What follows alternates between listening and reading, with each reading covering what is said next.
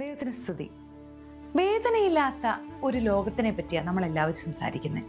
വേദനയില്ലാത്ത പ്രസവം, വേദനയില്ലാത്ത മരണം, വേദന സംഹാരികൾ, അല്ലേ? എന്നാൽ വേദന ശമിക്കാൻ ഒരവസരം കിട്ടിയിട്ടും അത് സ്വീകരിക്കാതെ മുഴുവൻ വേദനയും മറ്റുള്ളവർക്ക് വേണ്ടി സഹിച്ച ഒരു സ്നേഹമുണ്ട്. ആ സ്നേഹത്തെ പറ്റിയാണ് ഞാനിന്ന് സംസാരിക്കുന്നത്.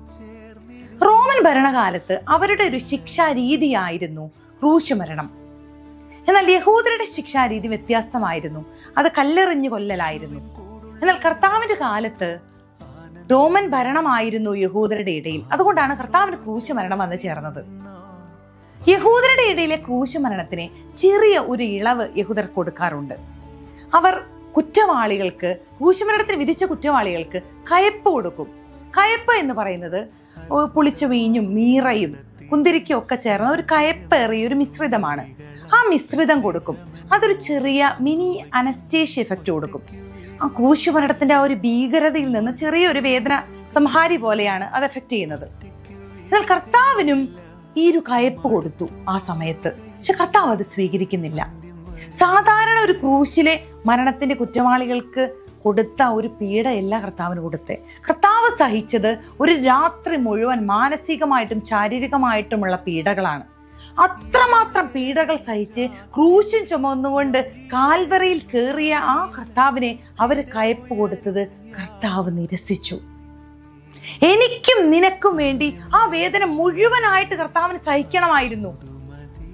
കർത്താവ് ക്രൂശിൽ കയറി 6 മണിക്കൂർ, ഏകദേശം 6 മണിക്കൂറിന് ശേഷമാണ് എനിക്ക് ദാഹിക്കുന്നു എന്ന് പറയുന്നത്. അതും പ്രവചനം നിവൃത്തിയാകാനായിട്ട് മാത്രം. അവിടെ ചുറ്റും നിന്നവരൊക്കെ ചിന്തിച്ചു കാണും, ഈ മനുഷ്യന് വേദന സഹിക്കാൻ പറ്റണില്ലെങ്കിൽ ആ കയ്പ് നേരത്തെ സ്വീകരിക്കായിരുന്നില്ലേ? പക്ഷെ പ്രവചനം നിവൃത്തിയാകുവാൻ വേണ്ടി മാത്രമാണ് കർത്താവ് എനിക്ക് ദാഹിക്കുന്നു എന്ന് പറഞ്ഞത്.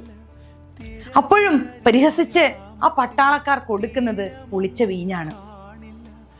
എനിക്കും നിനക്കും വേണ്ടി അത്രമാത്രം വേദന, അവസാന തുള്ളി രക്തം വരെ ചിന്തിയ ഒരു മനുഷ്യന്റെ സ്നേഹം നമുക്കത് നമ്മുടെ ചിന്തയിൽ ഒതുങ്ങുമോ? നമുക്കത് അളക്കാൻ പറ്റുമോ? യോഹന്നാൻ 15:13, റോമർ 5:8 തന്റെ സ്നേഹിതന്മാർക്ക് വേണ്ടി ജീവൻ അർപ്പിക്കുന്നതിനേക്കാൾ വലിയ സ്നേഹം മറ്റാരിലുമില്ല.